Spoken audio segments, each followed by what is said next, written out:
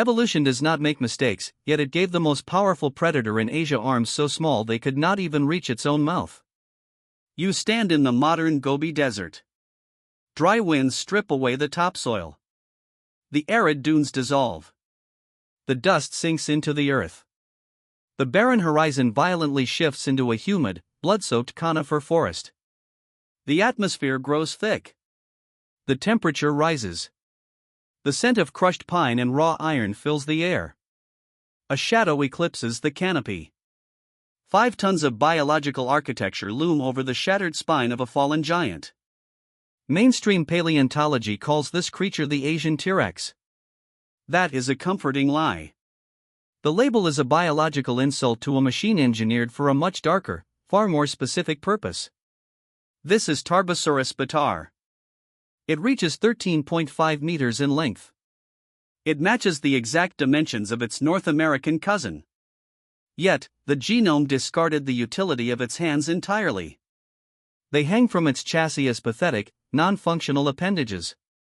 One recovered specimen left behind a single, fractured hand bone in the sediment. A microscopic defect in an otherwise flawless frame. We assume this lack of utility is a flaw. We view the loss of grasping limbs as an evolutionary downgrade.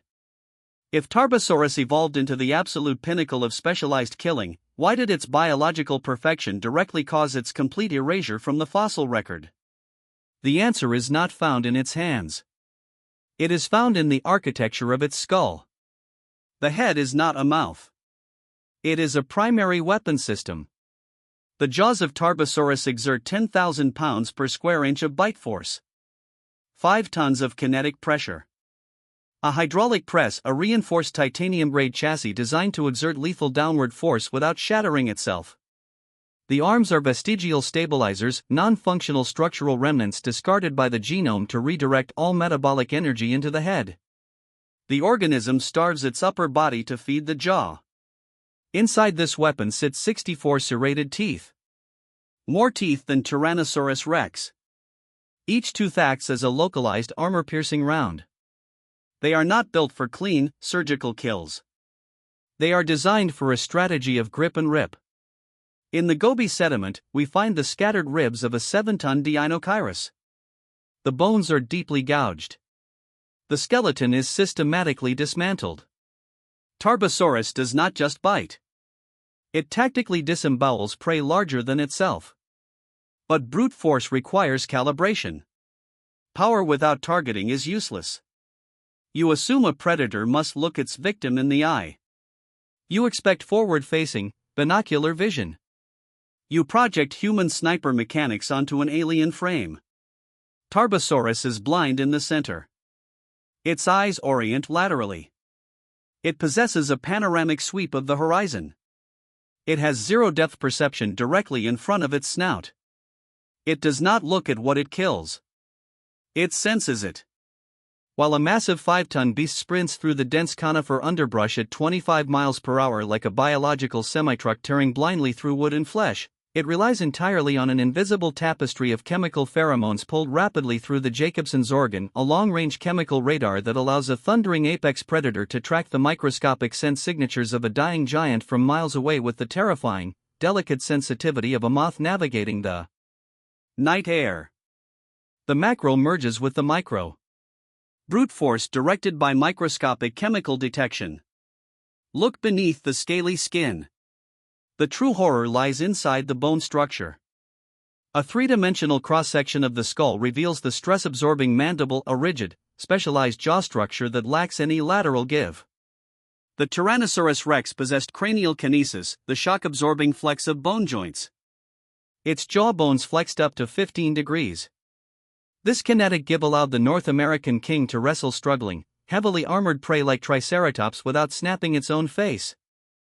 Tarbosaurus records 0 degrees of kinetic flexibility. The bones do not bend.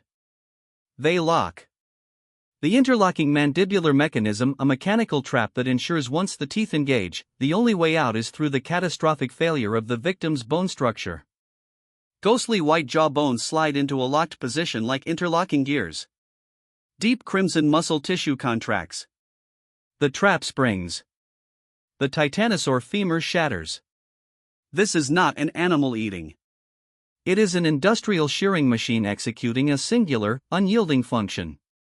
But this interlocking mechanism hides a biological trap. Evolution pushed Tarbosaurus into an extreme niche. The rigid jaw is hyper-specialized for dismantling massive, slow-moving titanosaurs. It requires massive targets to absorb the sheer, unbending trauma of the bite. It cannot adapt. It cannot hunt smaller, agile prey. The jaw is too rigid. The teeth are too localized. The weapon is too heavy. Its biological perfection is an evolutionary cul-de-sac.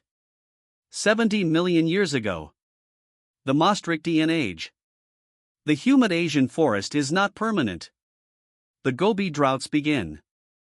They do not act as a passive backdrop. They operate as an active, seasonal serial killer. The temperature spikes to 50 degrees Celsius.